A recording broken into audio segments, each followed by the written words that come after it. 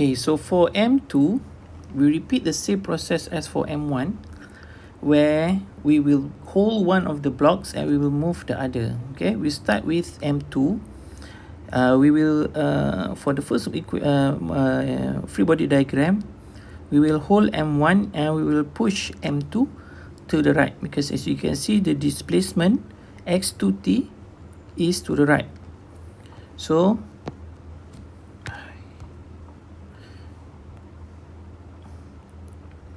when we push M2 to the right, what happens?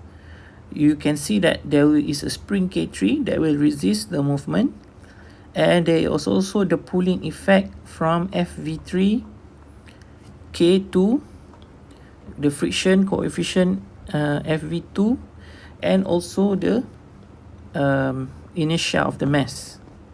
Okay, so let's put that in the free body diagram. I think this one needs to be longer.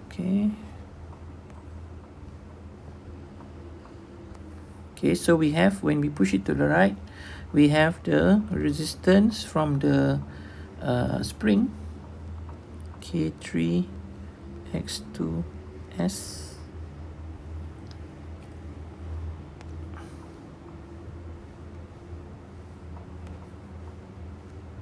Okay, and first we have the pull of the spring K2 X2S.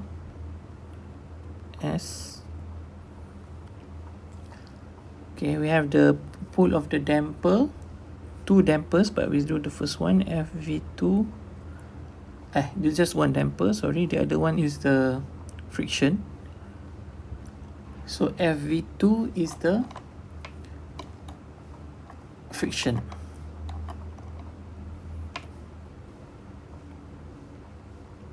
Okay, friction, and this is by the damper.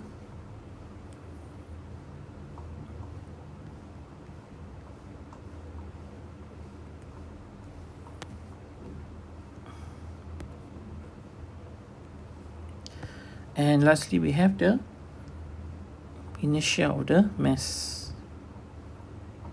2 s squared x2s.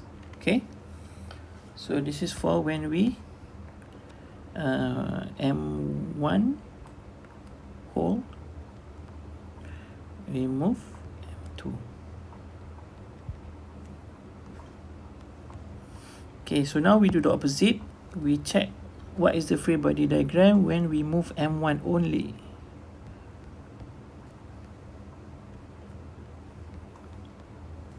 Okay, how does this affect M2?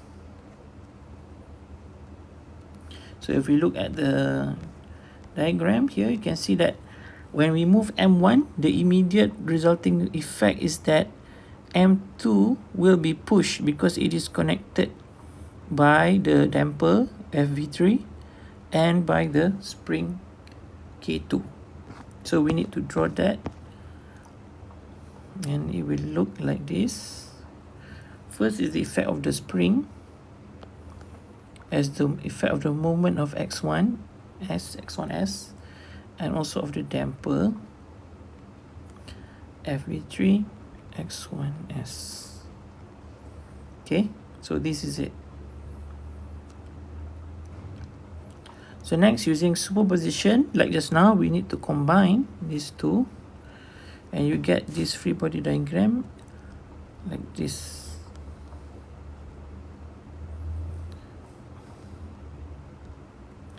So we have on this side the effect of the springs,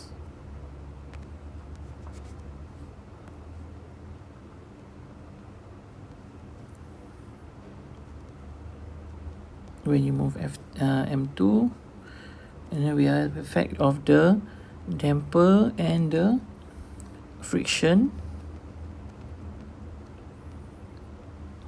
S X2S, and lastly we have the inertia of the mass S squared X2S. Okay, and on this side we have the effects of M1 movement, which is FV3 S X1 S. And we have K2 X1 S.